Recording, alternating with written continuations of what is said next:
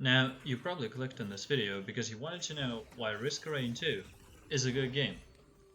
Well, let me show you. Risk of Rain 2 is a game all about killing weird creatures and not dying in the process.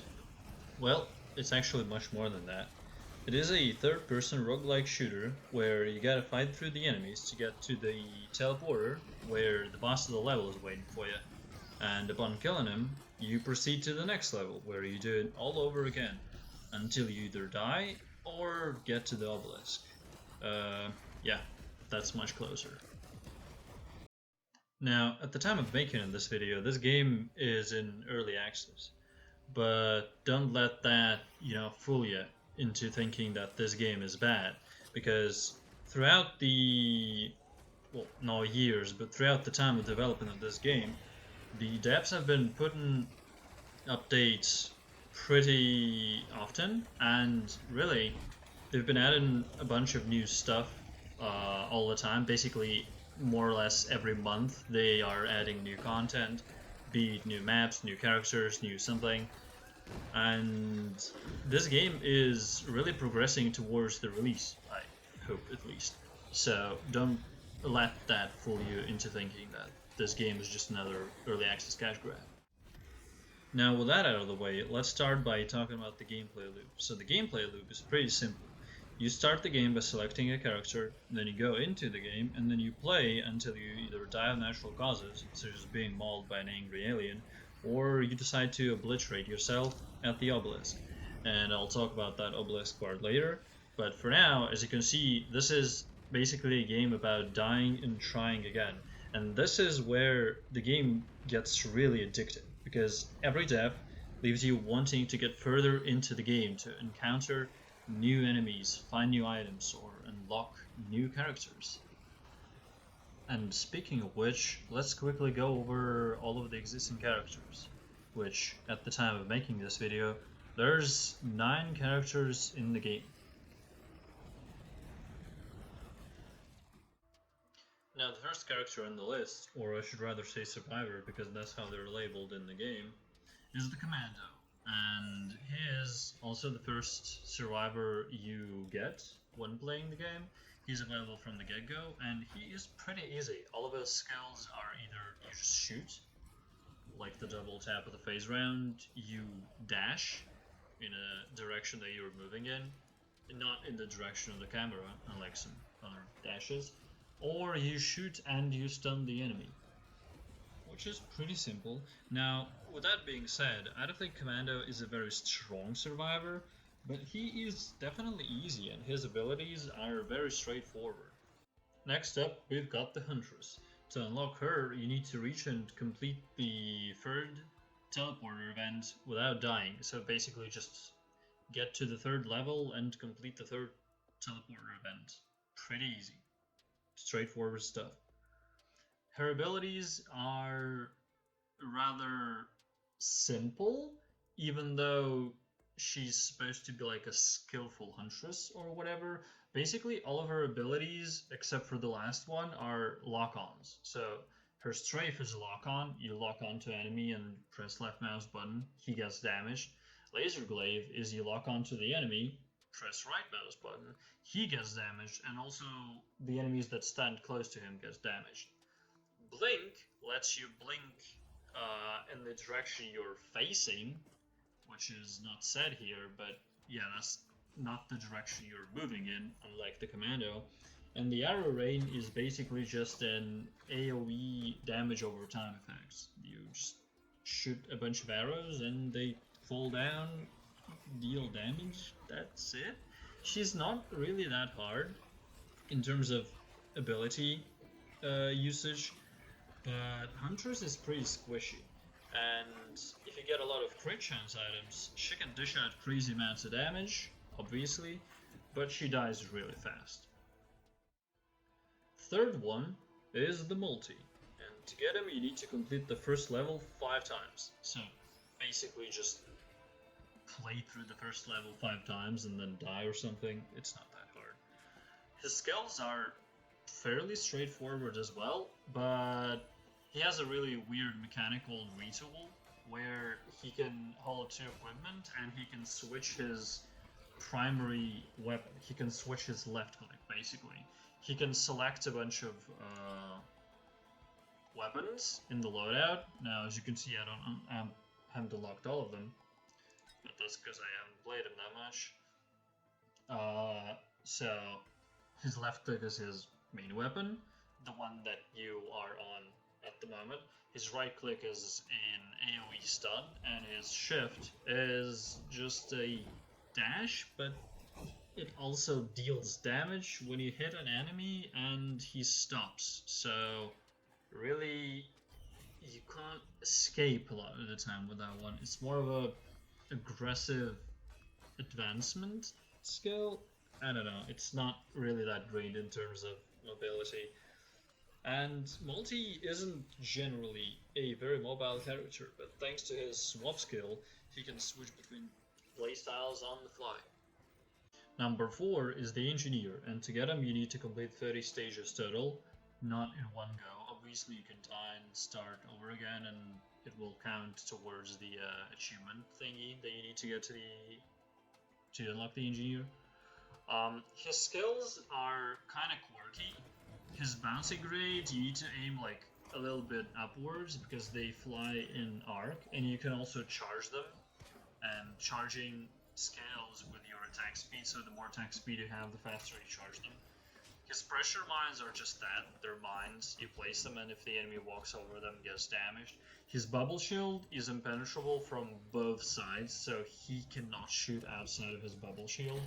And then the best thing in his kit is his auto turret. You just place a turret that shoots at the enemy, but the turret inherits all of your items. So that's where Engineer can really shine in terms of his build.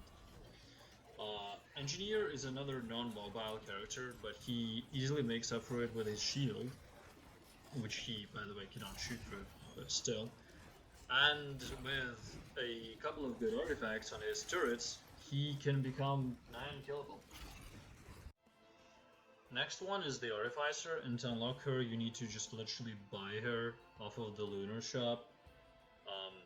That's it. You need to get 10 Lunar Coins for that, but then you can just head to the Lunar Shop and buy her. That's a location in the game, by the way. And to get there, you need to either get lucky with the Lunar Teleporter spawn, or you need to pay 1 coin at the Lunar Altar thingy, and then the teleporter will open once you clear the teleporter boss at the level. Her skills are pretty easy in terms of usage. Again, you've got your Flame Bolt, she just fires a Flame Bolt that ignites the enemy and deals damage over time. Nano Bomb, you charge that one, and it explodes, dealing more damage the more time you spend charging it. Snap Freeze is a really cool ability because it lets you instantly kill your enemies if their health reaches a certain threshold while they're frozen. She shatters them. And the Flamethrower is basically close range, deals a lot of damage type of skill.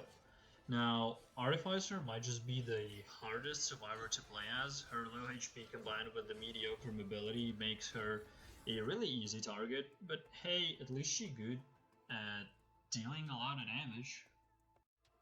Number 6 is Mercenary. To unlock that dude, you gotta obliterate yourself at the obelisk, which is a fancy way of saying complete the game.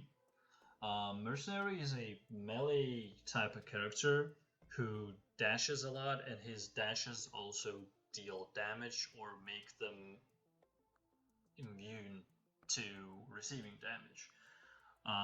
He can also jump twice, right? So his left mouse click is basically just you slice the enemies. Then he's got the his dash, which also deals damage, by the way. Eviscerate is another dash that also deals damage, and when you get onto the target, you cannot be hit while slicing him. The mercenary enters into that kind of animation of slicing the guy, and the Whirlwind is just more damage. You slice horizontally twice. It's not a hard character to play as, but you definitely need to have some skill in terms of positioning yourself where the enemies cannot hit you, and you also need to dodge a lot of their abilities, but provided you use your skills right. Mercenary is a very mobile character, but if he gets unlucky with the items, he will find himself struggling being useful at all. But since he's got a lot of dashes and an invincibility skill, he can live for a good amount of time before dying, even if he's low on health. The next one is Rex.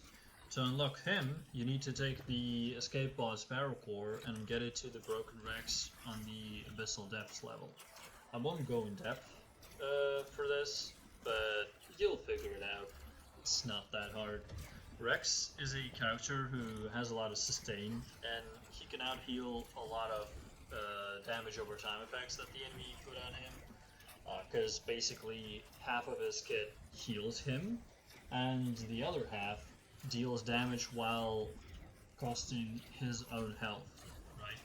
So his playstyle should be focused around his health management. The only thing he's really got to watch out for is the enemies who debuff his healing abilities and some insta-kill attacks.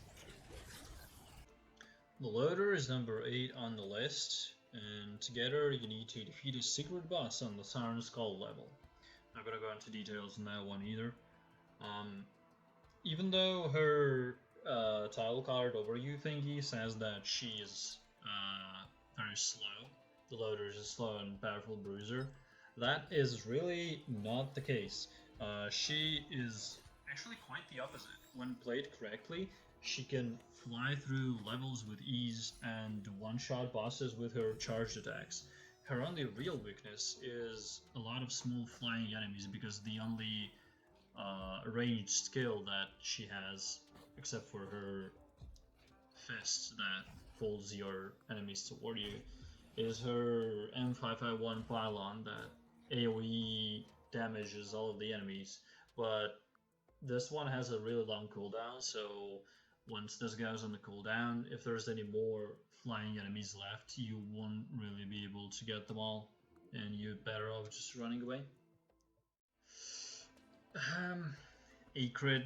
Now, I haven't played Acrid much, so I don't have a lot to say about him, other than the fact that he's melee, he's tanky, and he has a lot of poison abilities. Also, his right-click, the Neurotoxin, has a really short cooldown, so he might as well just be a ranged character, because it also deals pretty good damage. So, instead of talking about Acrid, let's talk about what happens when you select the character and start the game.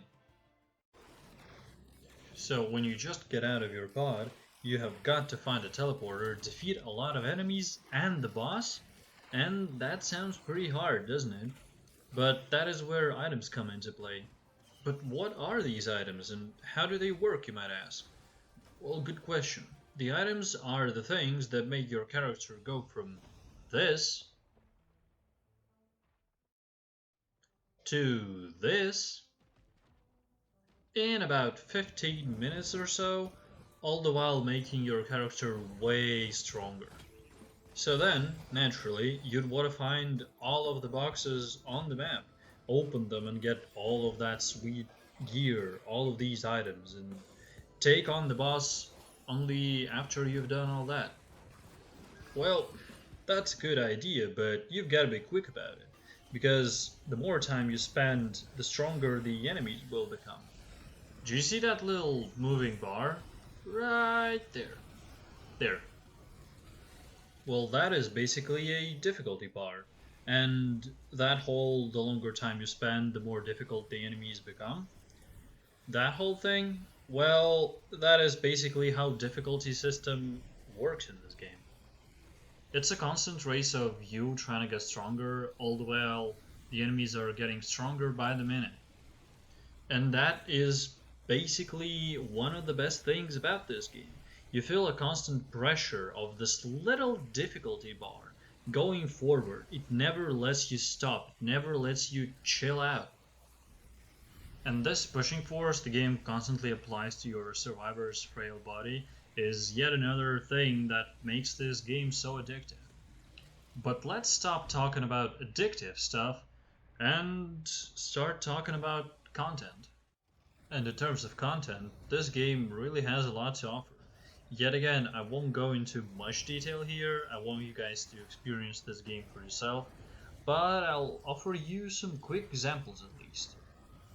For starters, every map has some sort of a secret place you can get into, or some kind of a gimmick that contains either great treasure for you and your teammates, or unlocks some items for you to use. Then you've got multiple different shrines you can activate that do all sorts of different things, from adding a second boss to the teleporter event, to just spawning some enemies for you to kill, to creating a portal to another dimension that contains a boss of its own. You've got artifacts you can unlock that can drastically change your run, or you can unlock different abilities for your survivors that you can select in your loadout. There is much more than that too. Items that you can use with a button press, drones you can repair to fight by your side, special blue items that change how your abilities work, or extra skins for your survivors, obtained by completing the game on the hardest difficulty. Which, let me just quickly mention, that is a really hard achievement to get. And yet again, to reiterate, there's much, much more than that. Man, I can talk about this game for ages, but this is where I want to finish this video. I don't want it to be too long. So, thank you guys for watching. Please like if you liked this video, or dislike if you disliked it, obviously. Comment and subscribe if you want to see more game reviews or game montages or whatever. And I'll see you guys in the next one.